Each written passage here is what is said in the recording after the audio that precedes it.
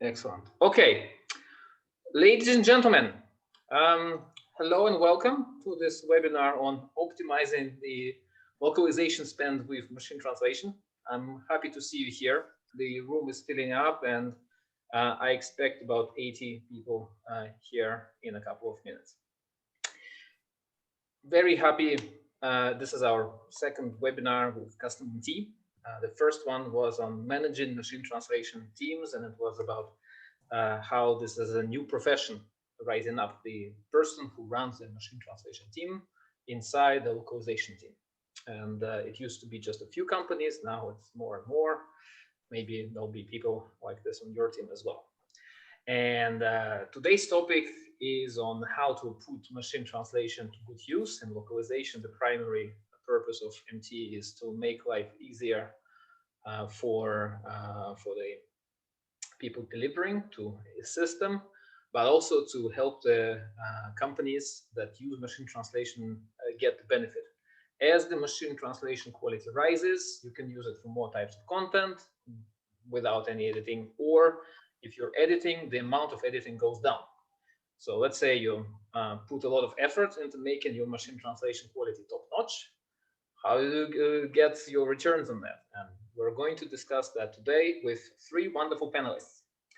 Please allow me to introduce the panelists, and gentlemen and lady, you can wave and say a few words about yourself. So let me introduce the lady first, Katerina Gasova from RWS Moravia, the director of Linguistic Services and a very well-known pundit in our industry who has spent, Katerina, how many spears have you broken on the subject of linguistic quality? Now this is a subject which is connected to machine translation. How do you do today? Hello everyone, nice morning, nice afternoon, wherever you are located. I'm honored to be part of this panel. And greetings from hot Brno, where I am located. And I try to bring in yet another new perspective into looking at quality of not only MT, but also of the work that has to be done to post-edit MT and how that might relate to compensations. So my primary focus is linguistic quality management.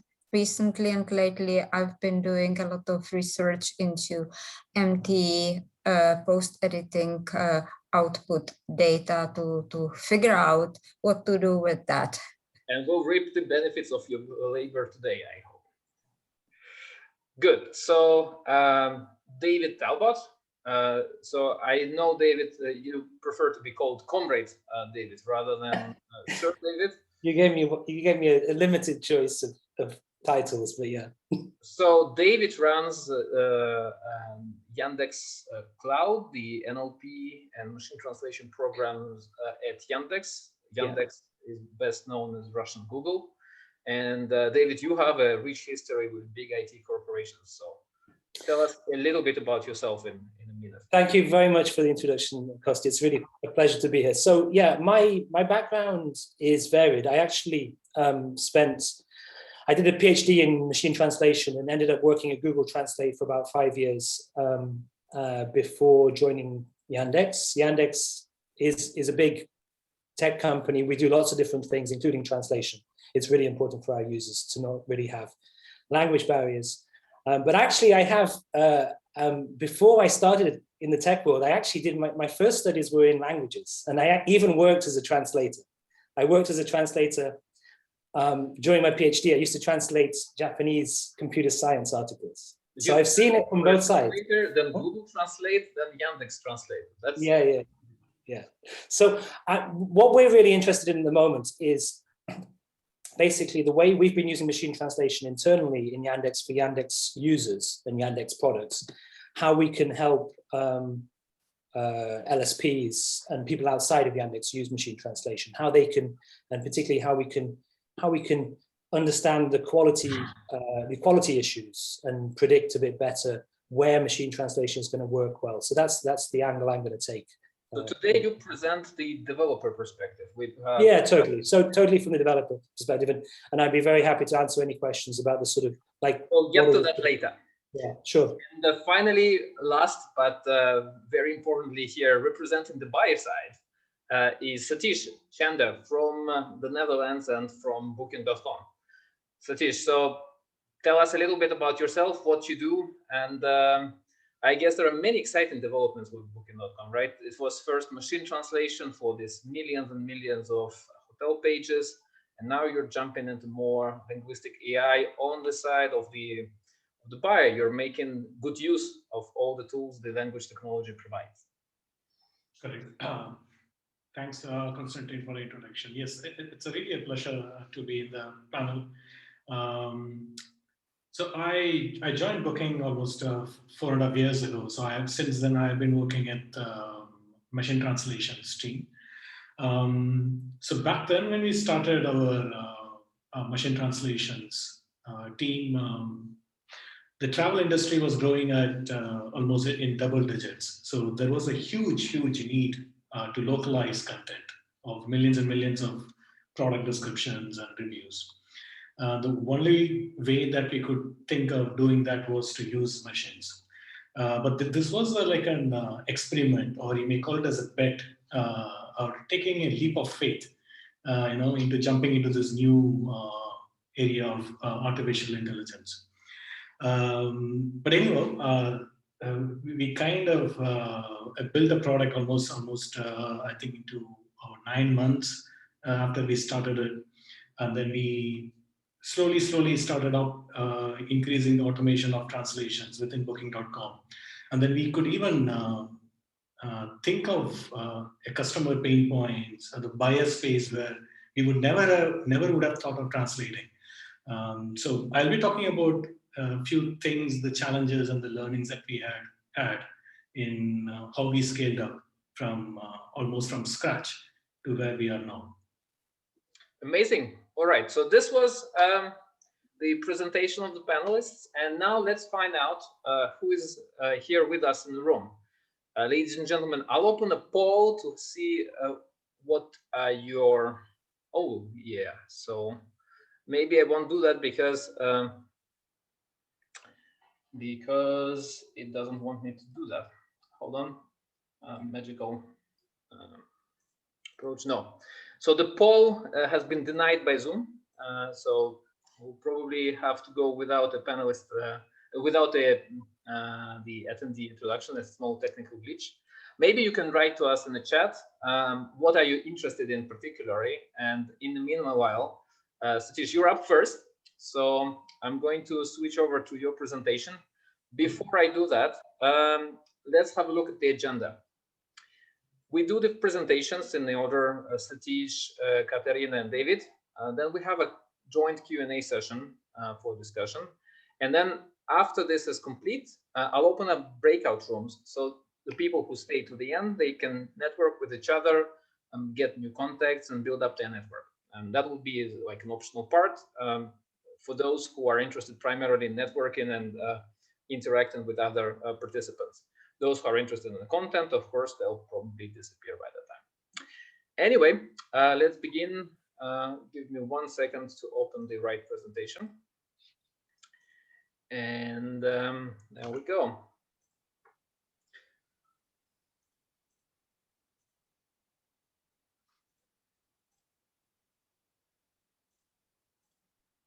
Right. There we are. Let's go. Cool. The floor is yours, Sathish. Yeah, thanks. Cool. So I'll talk about. So mostly, I'm going to talk about how we started building machine translation solutions within Booking.com. So before that, Booking.com used to have a very big internal translation solutions. So to give you a context, Booking.com exists in almost 220 countries, and we do support in 45 languages. And we also have a localized content in British English and American English. But historically, like almost back since we started, we have been working with translators who have been hired internally within the local market, so that they understand the content better, they understand the changes in the languages or the nuances in localization. But we also work with a lot of freelancers to churn out a high volume of content. But almost like 4 or 5 years ago, we realized that at the rate in which the travel industry was going, we would not be able to create or localize content for all the markets that we had. So that's when we thought, okay, it's better we build a machine translations model so that we could be at the forefront of providing translations to our customers. The first problem that we started with was how to save cost and then how can it be much faster. But later we also grown into a space where we were not only just saving costs, but we were also bringing in incremental revenue or incremental customers to Booking.com. But before we could get to that stage, we had a lot of challenges, in setting up a technology. And I'm going to split those learnings and challenges in 2 categories as learnings 1 and learnings 2. Maybe could you please change the slides? Yeah. So the first learnings is around, within, this could be technical, this is very specific around the machine translations product as is. Like what are the challenges that we had in terms of corpus or data? What are the challenges that we had in terms of training related stuff? And finally, what challenges we have for the final evaluation? How do we know that what we built was good for customer, for business? The second slide would be about, more on the softer side, which is about, how people perceived about an AI product within the company, what kind of doubts they had, and what are the challenges that, or the mental blocks that we had to overcome before we could deploy a model in a big company, right? So we'll get to that second part later. The first one is, so we were just setting up a team to start machine translations. So one of the biggest problem was getting the right data to train machine translation. For example, there are a lot of nuances in languages, and unlike, let's say, we cannot even create a rule in the deep learning space to train the model to do certain stuff. For example, the time, which is, in some countries we use AM, PM. In some countries we use 24 hours. In Russian language, I think we use we call ground floor as first floor. So these kind of specific rules were really difficult to implement. So we need to build a lot of engineering rule-based stuff within our whole architecture. So that's one. And we also had to literally, in fact, fight for our data. So we used not only our internal data, we also went out and then got all the open source data that we could lay our hands on. And that, in fact, helped us in building a robust model for all of. What kind of open source data? The European corpus, the open subtitles, or how did you get your data? Would be interesting, I think. Yes, yeah, that's a good question. Mostly open subtitles. That helped us a lot. I think Tatoeba, that is another one, but not all the data were useful because there are some data like medical transcriptions. We deliberately did not use it because that might adulterate our vocabulary. So we chose movie subtitles and novel translations, those kind of stuff. It's incredible that the hotel descriptions are being translated by an engine which is trained on movie subtitles. Yeah. Okay, the next one is named entities. Named entity, I think this is one of the problems. There still is a problem. The machine finds it really hard to translate landmark names because it's even tough for humans to, if we come across a name of a landmark, suppose say, Apollo Museum Hotel. Now, maybe it will sound like a hotel, but for the machine, it doesn't know whether it should translate the word museum into a language, or should it transliterate, or should it just copy it? Right. So there are a lot of, it was really difficult for the machine to understand, when to translate, when to copy, when to transliterate so that it is localized properly. So we have to build a specific, tools around a kind of, sub tool for the overall big machine translation system to work on this problem. And so that is around the data, availability of data, the sanity of data, and then the kind of tools that we have to build around to get to a stage where we are. The second challenge was around training. So I think almost 3-4 years ago when we started with, first of all, we had to train with GPUs. Back in time, there were not that fast machines. So we used to spend around 40 days to 1.5 months to almost 2 months to train one language for one model. And think about it, we spend almost 1.5 months to train a model, and then you evaluate it. There are some problems, and then we need to again go back and then retrain it. So even getting this 2-3 iterations of a model output would be, in fact, take us around more than a quarter. So that was a big problem when we started it. But luckily, after 1 year or so, we figured out a way to group multiple machines together so that we can train faster. So we could reduce the time by 1/10 by grouping the machines. So that was one. The second one is, of course, it is easy to say, we can group or put more machines and then train faster, but it will also increase the cost by adding more and more machines. But we did. It took you some time to figure out the engineering challenges, I guess. And from the beginning, the quality wasn't perfect. But then at some point, you had achieved the desired quality. And how then it transformed from a technical solution into a solution which eliminated millions, I guess it was millions, right, of dollars in spend on translations, which you had as Booking.com in the beginning, and then machine translation made it all go away. How did it happen when this technical solution became something which transformed into a big business, I don't know, requirement or a big cost saver? Right. Yeah, that's a great question. How or when did it become?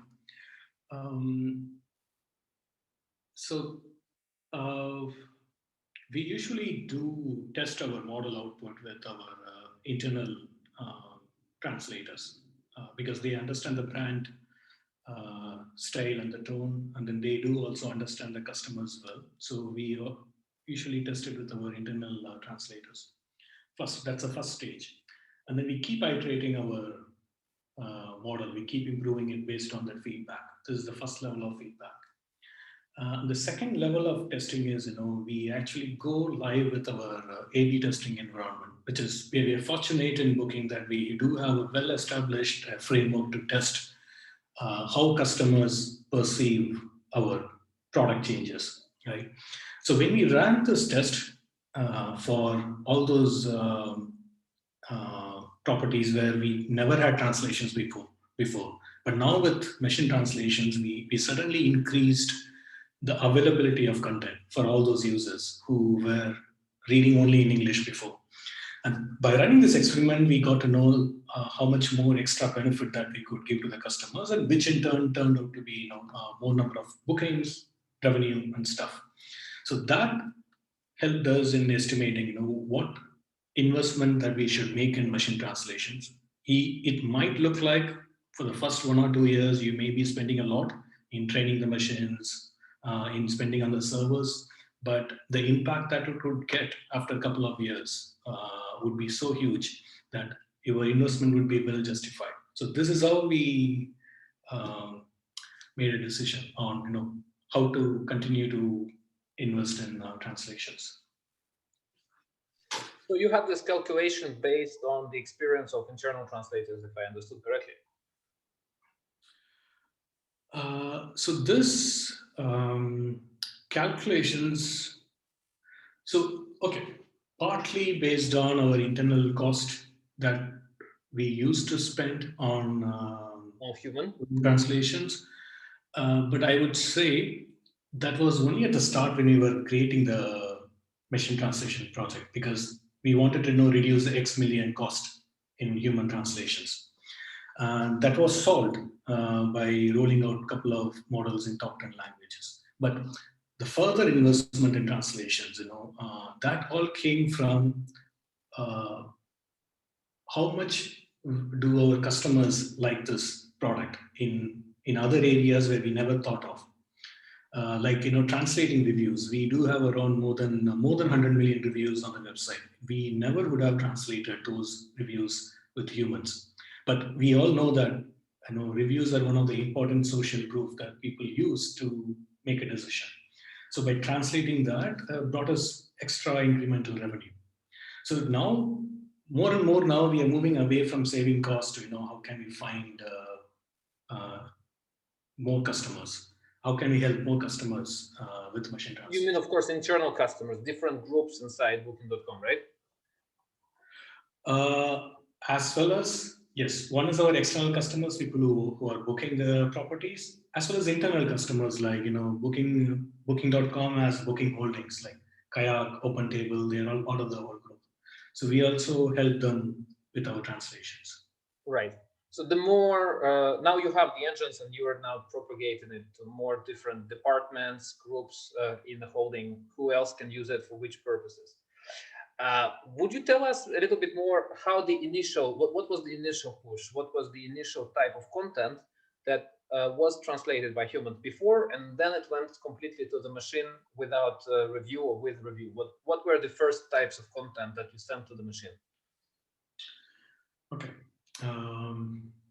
The first type of content was the product descriptions for our hotels. The hotel descriptions, right? This is the biggest. The hotel descriptions was the biggest block. Correct. It was the biggest block back then. Then there were a few other things like, marketing content or legal content, but those were very small. But hotel description. And did you send marketing and legal directly to the machine, or where's the human posted it in afterwards? Okay. Even now, we do not do machine translations for legal and marketing because the volume is so small. We prefer to do it with human translators. So mostly the biggest amount of spend which machine translation eliminated for you was the pages of hotels in multiple languages. Correct. And I think there's like about 2 million hotel pages, right, in Booking.com, if I remember correctly. I don't know the exact number. Yes, yeah, almost there are around 3 million hotels. 3 million hotels, and they are translated into 40 languages or something like that. Correct. And so this is the biggest use case where you see the, all right. Anything else which is powered by machine translation? So the latest kind of couple of years saw support content become more and more powered by MT. Any other types of content that go to the machine except the hotel descriptions? Yeah, right. So yeah, we started with this product descriptions, then we moved on to reviews, like I said. Then we moved on to more real-time translations, like messages translations. Since anytime someone books a hotel, they always have some doubts. Where can I bring my pet? Will I get an extra bed? Or will I be able to park my car? And they want to talk to the hoteliers, or they want to talk to a customer service, but they want to talk to in their own language. So we use our machine translations for this real-time translations in the chat. In the users of the platform. Correct. We're about the time to switch to the next panelist. I see there is one question in chat, so maybe I ask the question now. Robert Sarver asks if you estimated the incremental bookings or sales increase that happened as a result of MT. Was there kind of a metric to calculate what happened after you mass machine translated everything? Was there like a significant blimp in traffic or engagement? Did you have any kind of statistics to show what machine translation brought you on this scale? Right. So, okay, I may not be able to say the exact numbers, but yes. So we deploy, whenever we deploy machine translations within Booking for any kind of use cases, whether it is customer facing on Booking.com website, or it is internal facing where our internal users start using it. We always test it, and then for customer facing, the main metric is around how many bookings do we get, how many extra revenue that we make. That is one of the primary ones. But we also check the engagement, like how many people found it useful, how many people now have less doubt in the bookings, how many people then have less number of problems after they book the hotel. So we also check the whole customer journey touch points. And we hope that by translating, by localizing content, we help them in making a right decision at the very first time. And it reduces the friction in the entire customer journey. So yeah, we do measure not just one, but multiple metrics. Excellent. Sathish, we're over time. Let me ask you one final question. I think we haven't looked at your second slide, and that was about the next step, right? We're speaking about what are you doing now?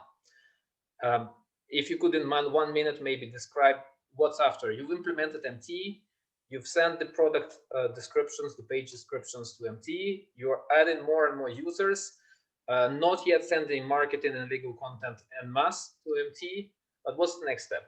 From your position, which is already very established because you possess all those engines and you retrain them regularly. Where do you go from here? Well, I'll skip the first one and then we'll start with the scale and then finish up sooner. So usually you can start from zero, but when you want to scale it, then the problem of finding the right talent becomes important. Because you will not be able to hire people. Because, for example, we took almost 1.5 years to hire a data scientist for our team. So I think this is, if you want to hire maybe a good talent, it's better you showcase yourself as a company wherein you invest in such cutting edge research. That is one.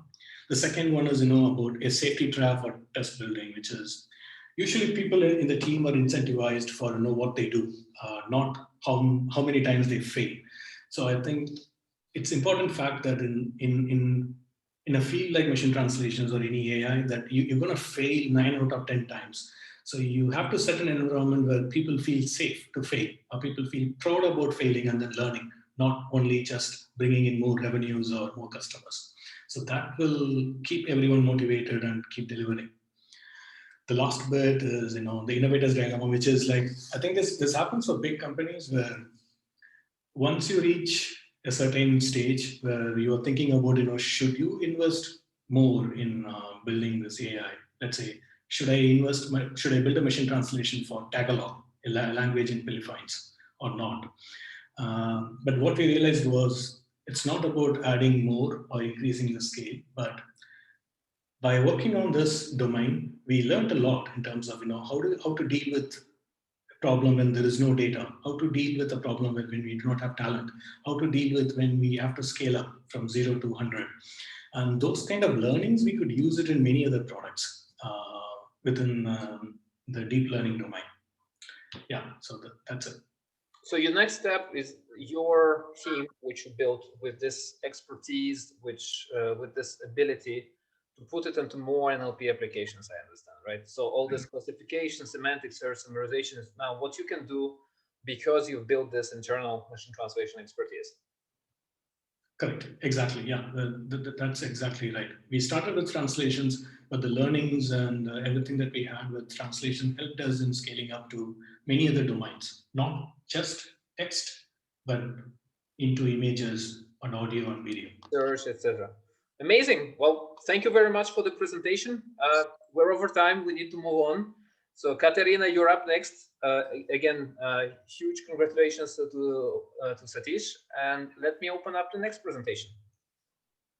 Oh, sorry.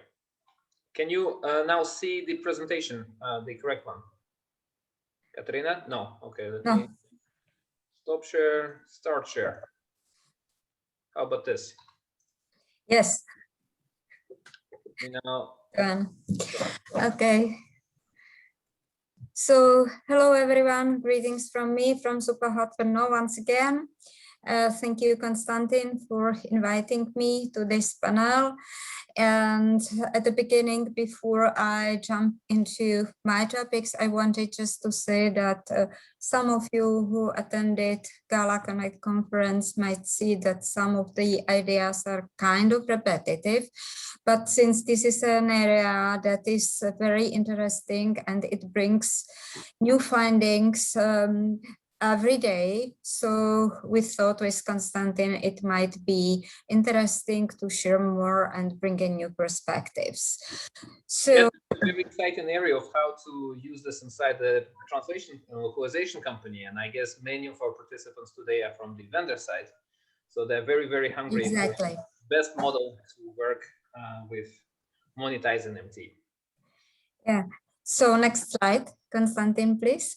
Okay, so as mentioned before, we are somewhere in the middle.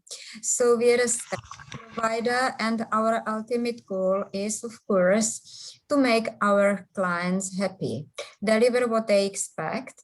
And I think Sathish has nicely described what I have put into my slide as well. Buyers invest a lot of money and time and talent into building a solution, and with having a solution in place, they of course expect certain ROI. And in our cases, we see quite repetitively an expectation coming from the client prima. So now I have invested in MT engine, and with the increased output of MT, basically I expect that the amount of edits will go down, and this will be then reflected in the price or in the rate I expect from you. At the same time, of course, from buyers' perspective, we see growing the demand on balancing or accelerating the time to market, as well as content enablement. Often we also help clients with analyzing usability of MT, which is not directly or ultimately MT post editing per se, but some of the evaluation methodologies are very similar to what we use also for evaluating the actual post editing thing. Satish also mentioned that our business is about people. We feel it even more because we are absolutely dependent on people, on talent. Without talent, we couldn't do any post editing. We wouldn't be able to deliver services to our clients. Now, where to find those, how to retain those, and how to keep them motivated. Therefore, we need to partner with them. Partnership means collaboration and means transparency. Transparency means we have data, we are open, we discuss, we show what we expect in terms of KPIs, various types of KPIs.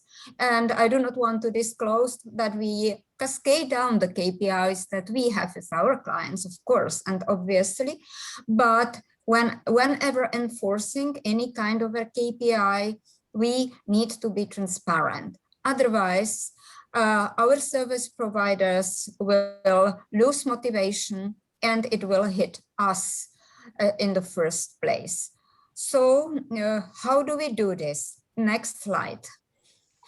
I see the problem of translators refusing to get paid less because they posted an MT every day. And I'm very excited exactly. about how you deal with this challenge. So we, of course, were experiencing the problem for a very long time before. As long as you do not have any data, you are exposed to perceptions. Translation per se is a very subjective activity. Translation quality is an even more subjective area because somebody likes something and the other person doesn't like the same thing. So it's challenging. at the same time, while you're translating, you follow certain habits. And then, of course, if you are an experienced translator, you believe that you are a very fast typer, or you just know everything by heart, and bloody MT now annoys you with stupid and constantly repetitive problems. We are humans. We are much more sensitive towards problems produced by a machine than towards same problems produced by humans. We see it in the feedback, and we see it also in ourselves. So basically, again, we are back to the point. As long as we are not able to document our activities through data, we will always live in the world full of perceptions. Intentionally, I picked two examples coming from two clients, different areas, different domains, different, I would say, same expectations in terms that the final output was expected to be of a premium quality, whatever then premium quality means for the given client or buyer. More or less, we have a similar understanding that premium quality is kind of a human parity. And in here, if you edit something, you come across repetitive problems. I think Sathish mentioned a couple of those problems that we see as a repetitive issue. How engines are very often unable to cope with, for instance, named entities, do not translate product names, etc. Or engines simply do repetitive mistakes in terms how they handle sometimes capitalization, punctuations, spacing challenges, etc. All of those things, if then repeat again and again, raise the perception that I am constantly being slowed down, as long as I don't see the data. And here, with the data that I'm showing in the screen, we can clearly see that, yes, there is a difference in the content type you handle. So even if the engine is the same, the content types are different, and also then the editing effort is different. It's quite easy to collect triplets, so source, empty output, and post-edited output. There are definitely ways, so even for the companies which are not so much technology based as our company, but this is always a possible solution to collect triplets and then do analysis with those triplets using known measurements, for instance, as we do TER measurement. Then based on this data, you can play with the data, you can break it down according to segment lengths, as you can see in the bar charts, and you can define based on your own needs where the greenish zone ends and where the reddish zone then starts. However, you even do not have to go into such visualizations. You can just work with numbers, which is what I do quite often as well.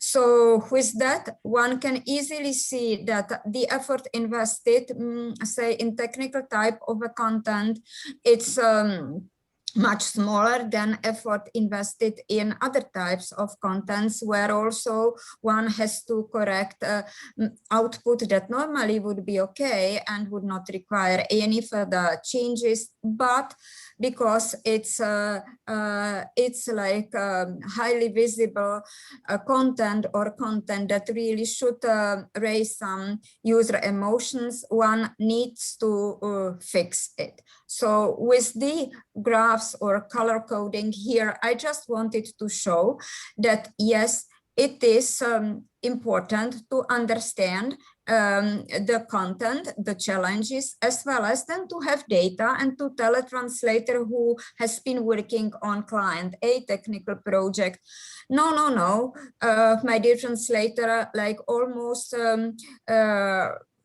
2/3 of the content, you haven't almost touched it. So basically you should not be complaining about low quality of MT and stuff like that.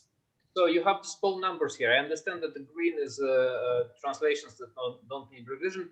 What are the small numbers on top? For example, 1 to 3, 4 to 6, or 93. Are these segment numbers? On the top, where do you? So when you have charts, you have small numbers above the columns.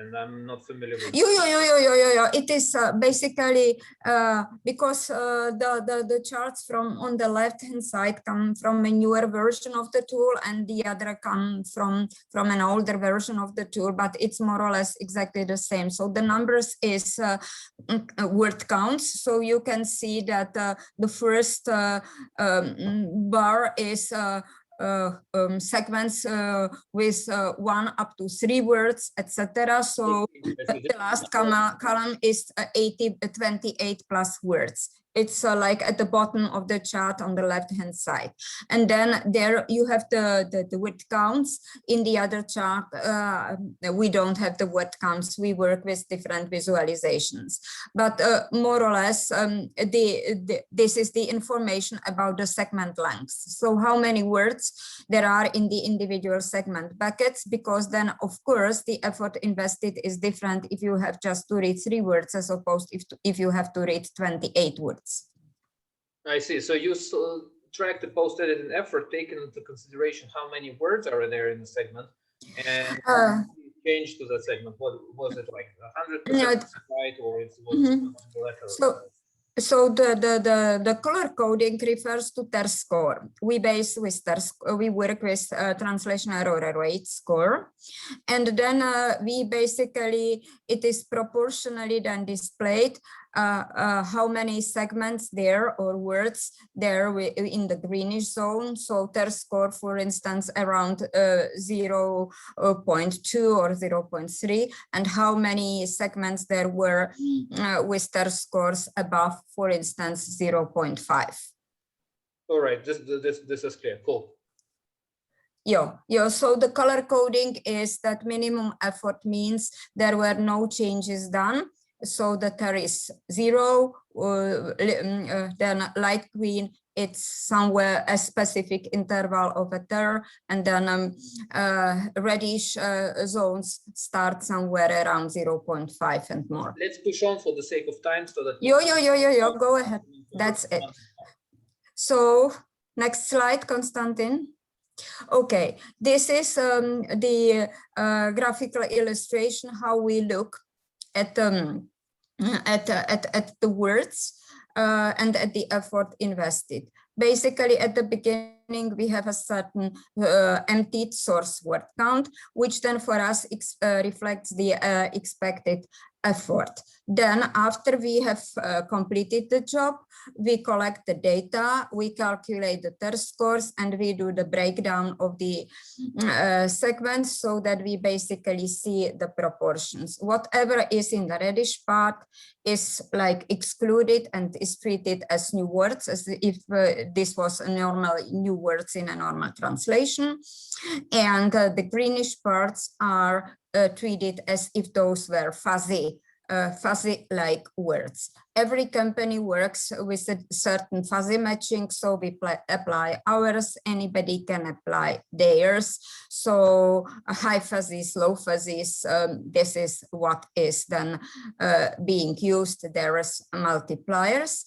And then basically if we sum up those new words and what we get from the fuzzy-like concept, then we end up with adjusted words. So the difference between the total words and the adjusted words then gives us also its reflection in the effort. So we recalculate it and we see that we see the invested effort. And we if we get to the starting line, so if we then take the expected effort and reduce it by the invested effort, we see how much effort has been saved, and that's basically the starting point for the discount.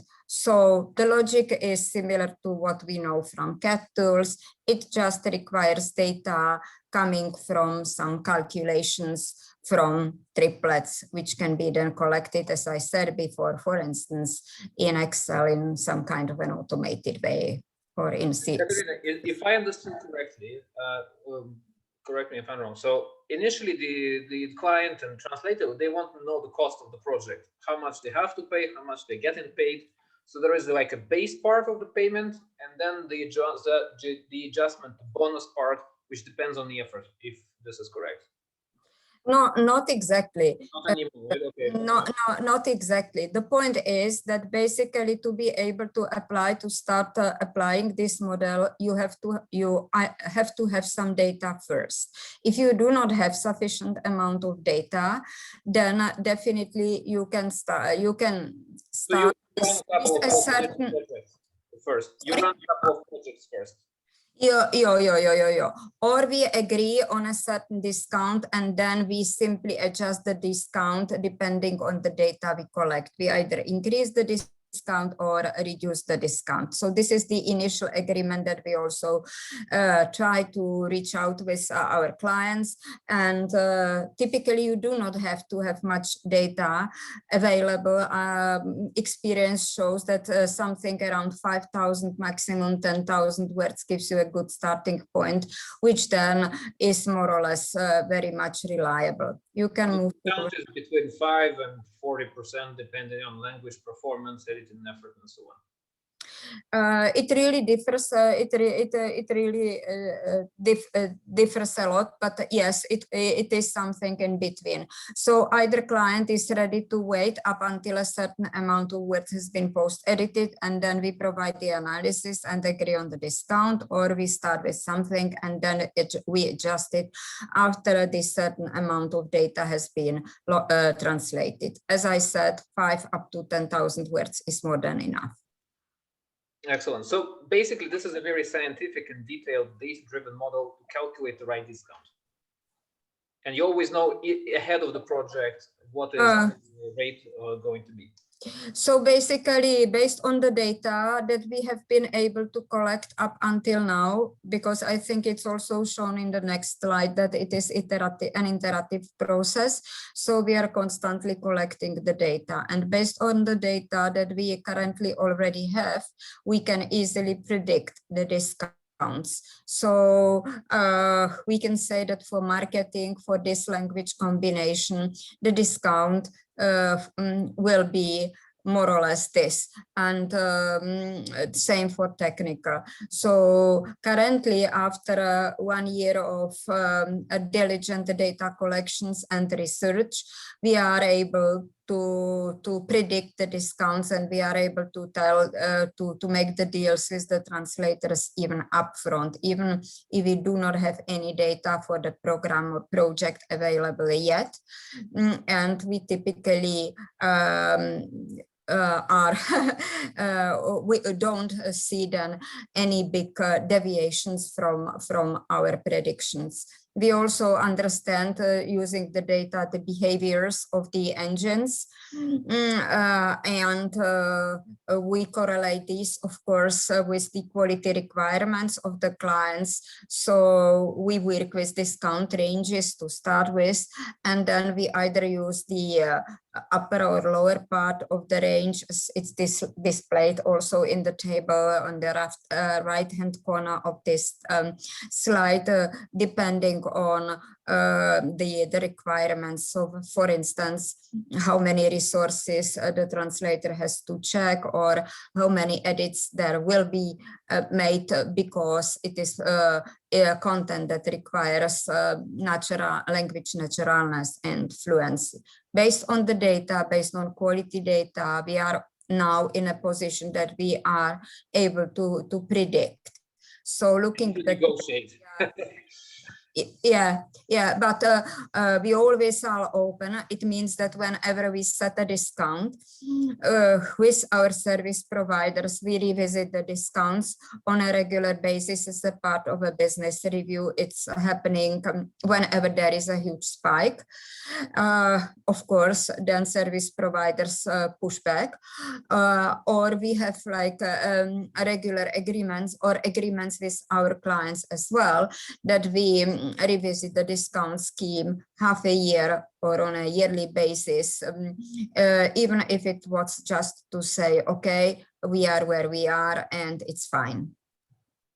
Right. For the sake of time, we need to move on. I see many questions popping up, so I'll ask you 2 questions now, Katerina, if you don't mind. So the first one is simple. Is post-edit and effort measured only as distance, or do you also take something else into account to see like what was the cognitive effort, for example? Is there another factor except the length or the number of symbols changed? No, definitely there are other factors taken into account.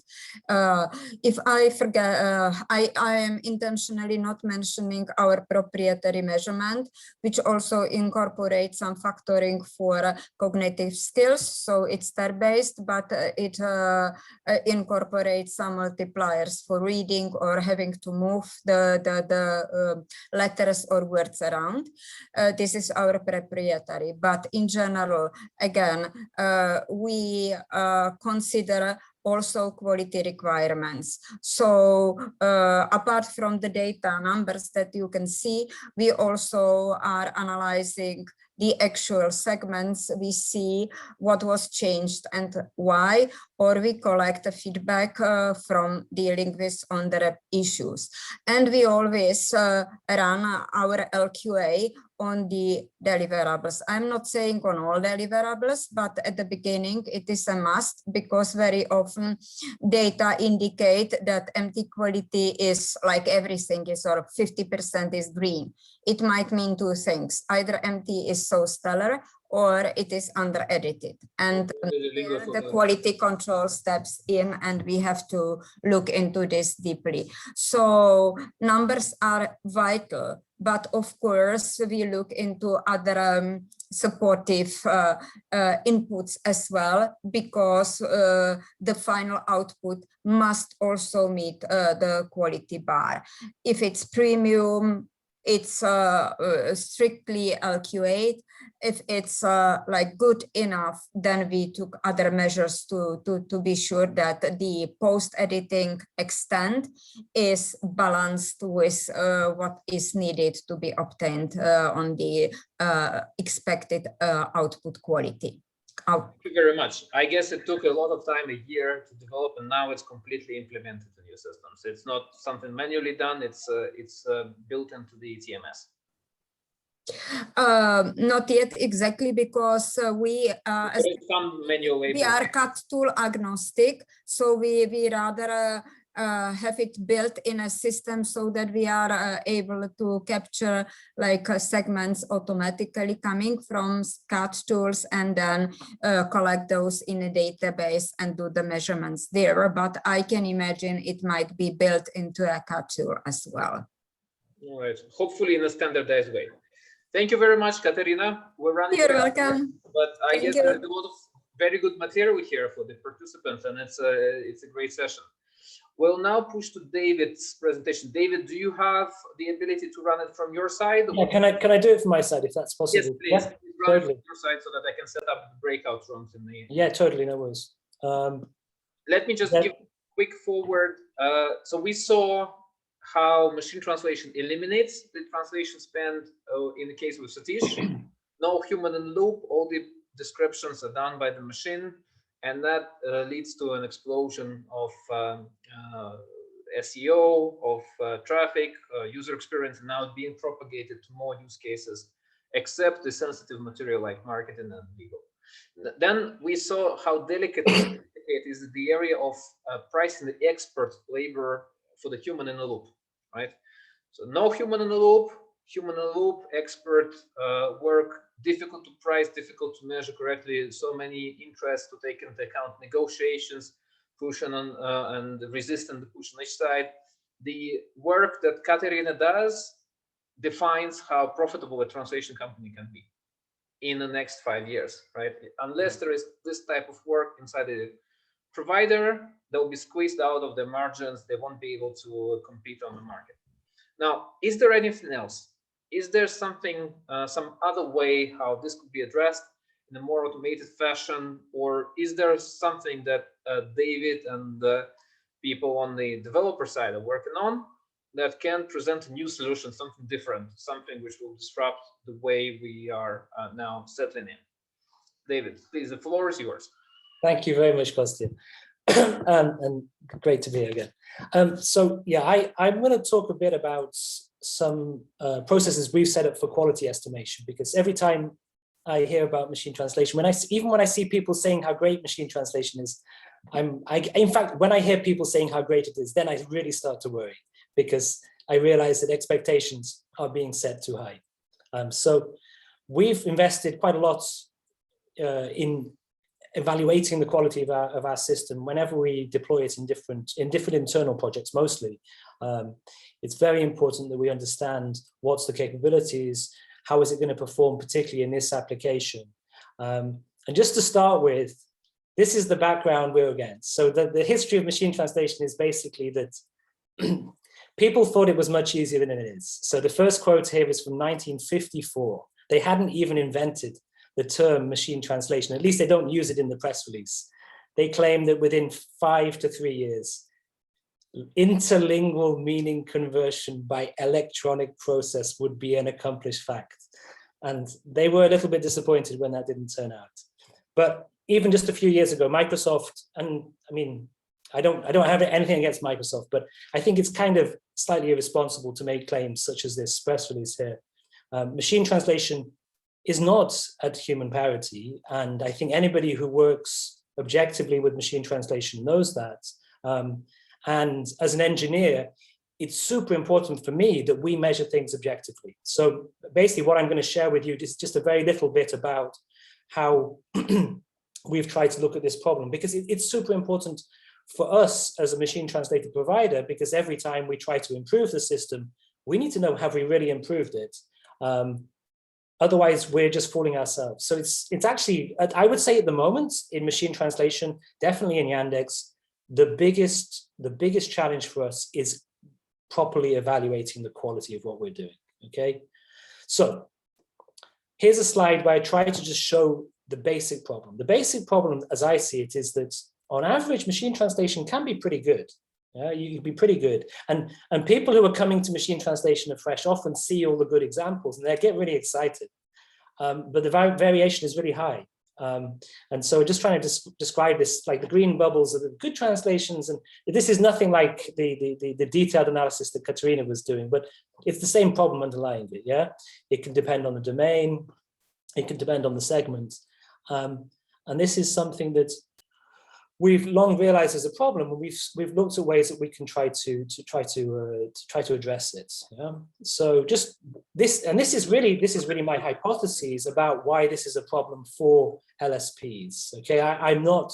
I mean, we do work with some LSPs, but this isn't. This is something we're still quite new at.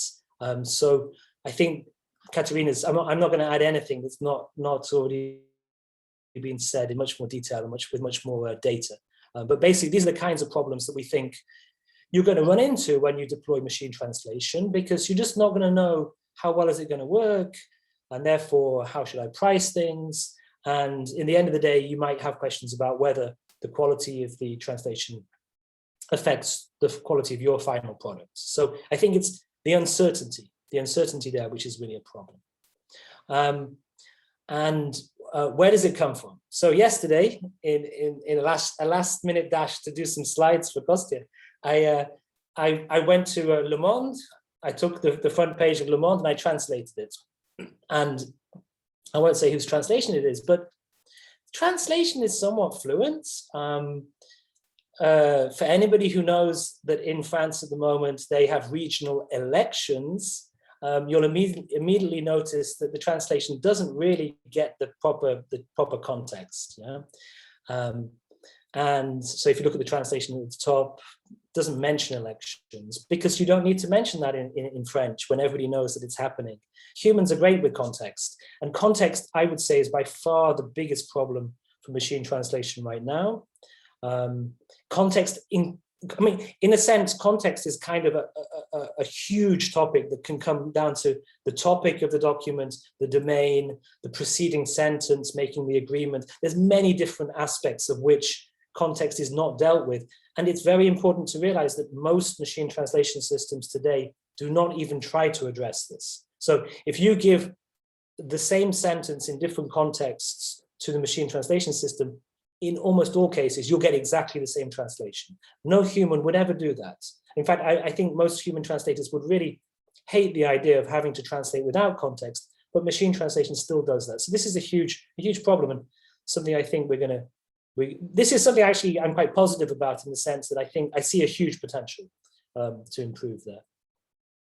And just some other comments about where we see machine translation working or not working. Well, here at the bottom of the page, and this really was the first thing I translated, you see again, follow live the announcements of merger or maintenance of the lists. It seems somewhat fluent in English, but it's very hard to understand because of the terminology, which doesn't get correctly translated. So I think terminology and the stylistics can be things that really make it difficult for machine translation.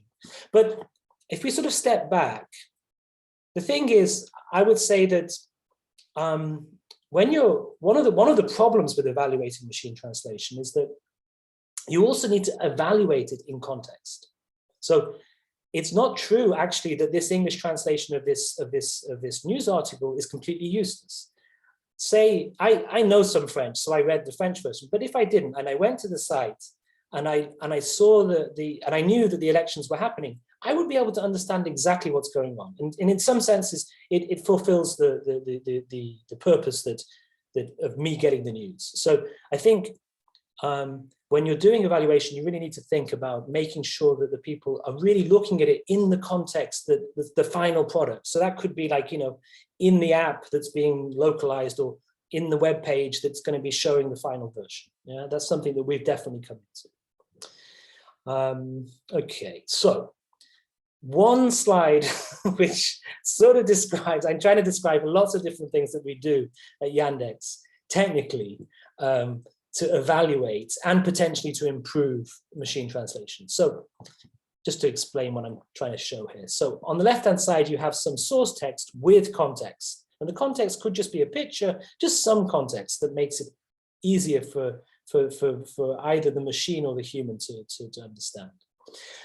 And then generally when we're doing our evaluations, one thing we do that I think is quite different from standard, the standard way you would evaluate machine translation in an LSP probably, is that we will use multiple models. This is usually because we're usually comparing ourselves with an older version of ourselves or a specific version of ourselves for a new product, or maybe with a competitor. So we tend to have multiple models.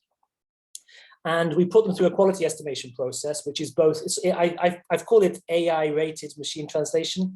It's a bit of a black box, but basically we're using crowd ratings, we're training classifiers on that.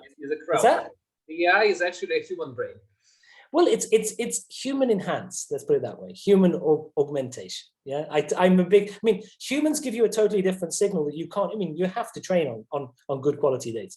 Anyway, the purpose of this is that it gives us a relatively fast way to just take a sample of the data, get an indication of the quality. Is it really good just to go? Is it really embarrassing? And do we need to actually really work on this before we can launch it? Or is it somewhere in the middle and we're just going to have to go with it?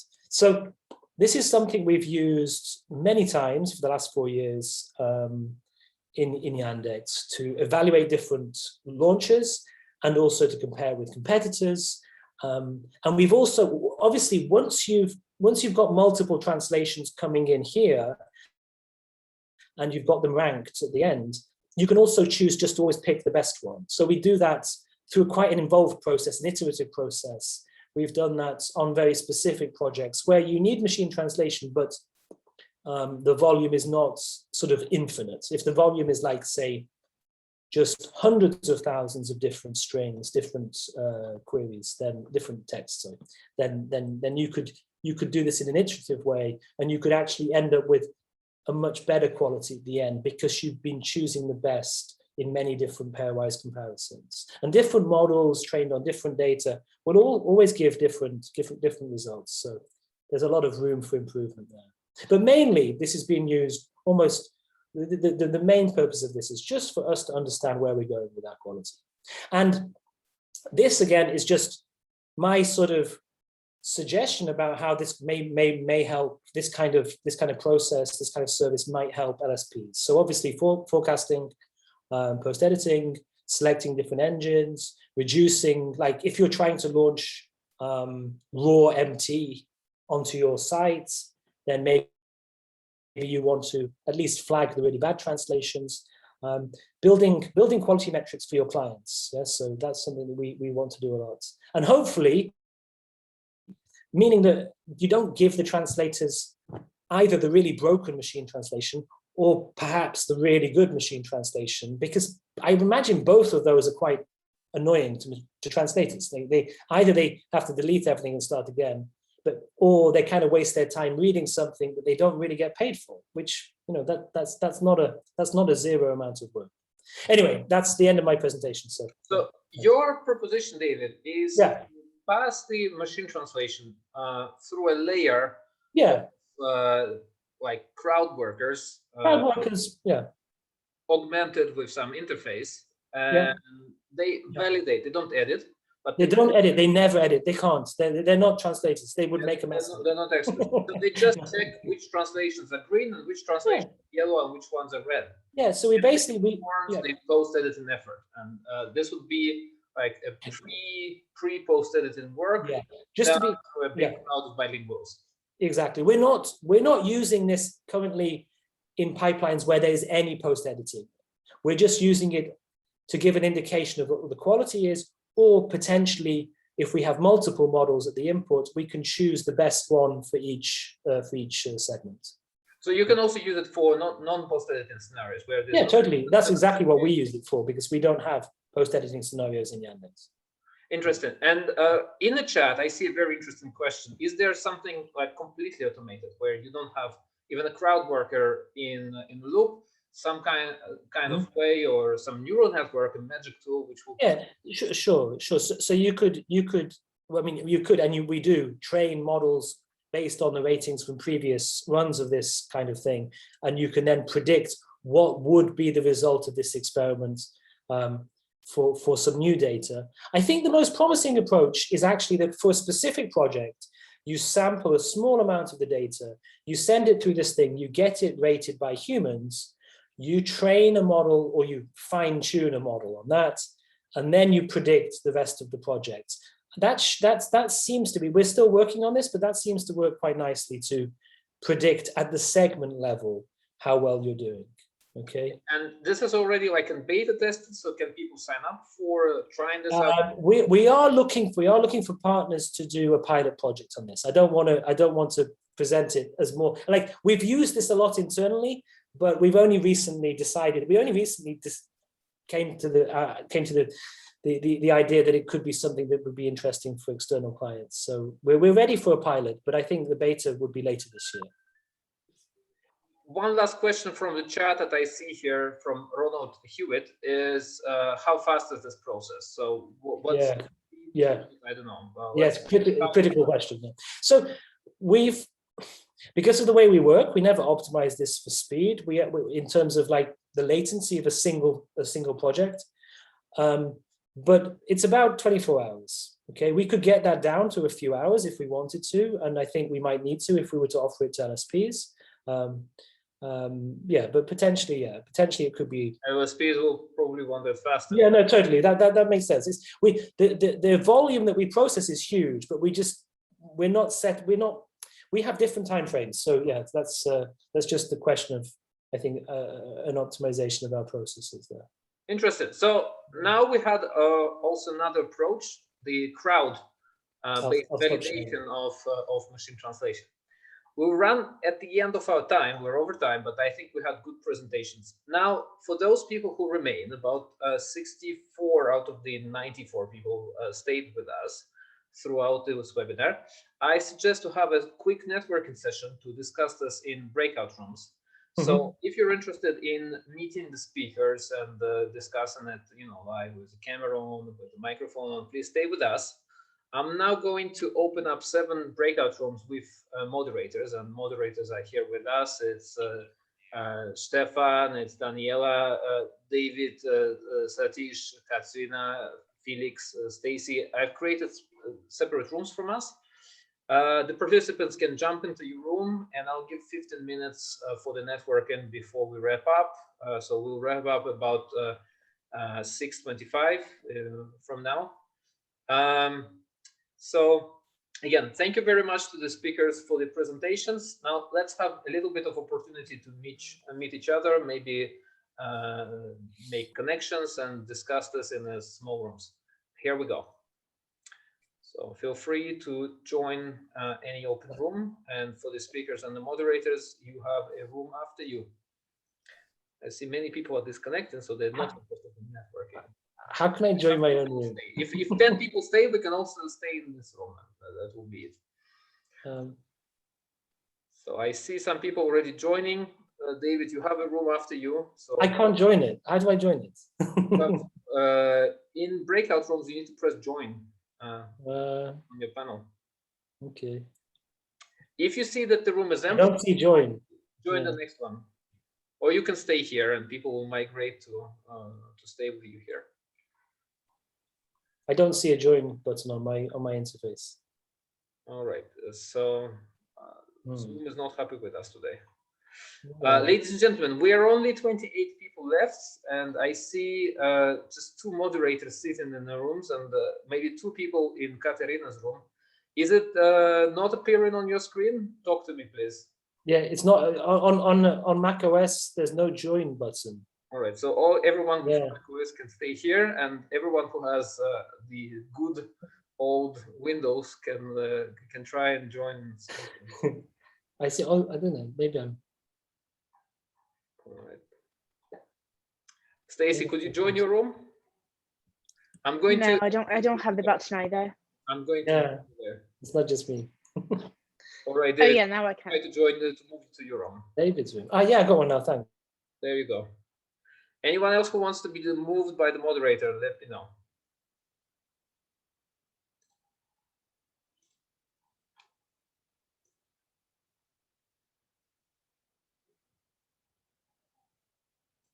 And now we have calm and serenity.